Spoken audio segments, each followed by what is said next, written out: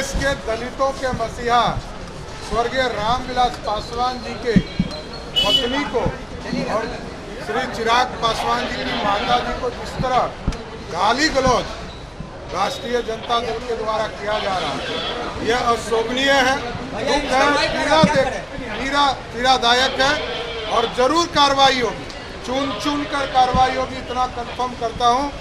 एक भी व्यक्ति जो गाली देने वाले लोग हैं उसको बचने नहीं छोड़ा। देखिए, दुखद दुर्भाग्यपूर्ण है और राजनीति का इस स्तर पर जाना उनके मानसिकता और संस्कार को दर्शाता। पूरे देश से आतंकवाद समाप्ति की ओर है और चुनाव में ये आतंकवादी अपनी उपस्थिति दर्ज करने की जो मानसिकता बनाए हैं, तीसरे बार प्रधानमंत्री बनने के बाद भारत ही नहीं, भारत के अगल बगल भी आतंकवाद का साया समाप्त हो जाएगा जो संरक्षित करने वाले लोग। चलिए, उनकी कथनी करनी कभी एक समरूप नहीं रहा है और ये किस भावना के हैं? यही लोग हैं ना जो बिहार के नौजवानों को पलायन के लिए विवश किए, यहाँ का उद्योग धंधा बंद किए, रोजगार का अवसर छीने और ऐसे मानसिकता के जंगल राज लाने वाले लोग ये अब गुंडा राज की और गुंडा की भाषा में गुंडे की बात करवाते हैं। तो ऐसी निश्चित तौर पर चुनावों को इसको संज्ञान लेना चाहिए। देश के दलितों के मसीहा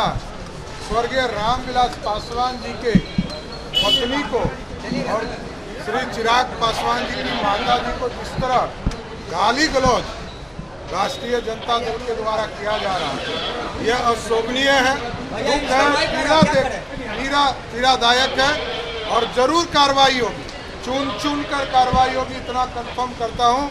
एक भी व्यक्ति जो गाली देने वाले लोग हैं उसको बचने नहीं छोड़ा। देखिए, दुखद दुर्भाग्यपूर्ण है और राजनीति का इस स्तर पर जाना उनके मानसिकता और संस्कार को दर्शाता। पूरे देश से आतंकवाद समाप्ति की ओर है और चुनाव में ये आतंकवादी अपनी उपस्थिति दर्ज करने की जो मानसिकता बनाए हैं, तीसरे बार प्रधानमंत्री बनने के बाद भारत ही नहीं, भारत के अगल बगल भी आतंकवाद का साया समाप्त हो जाएगा जो संरक्षित करने वाले लोग। चलिए, उनकी कथनी करनी कभी एक समरूप नहीं रहा है और ये किस भावना के हैं? यही लोग हैं ना जो बिहार के नौजवानों को पलायन के लिए विवश किए, यहाँ का उद्योग धंधा बंद किए, रोजगार का अवसर छीने और ऐसे मानसिकता के जंगल राज लाने वाले लोग ये अब गुंडा राज की और गुंडा की भाषा में गुंडे की बात करवाते हैं। तो ऐसी निश्चित तौर पर चुनावों को इसको संज्ञान लेना चाहिए।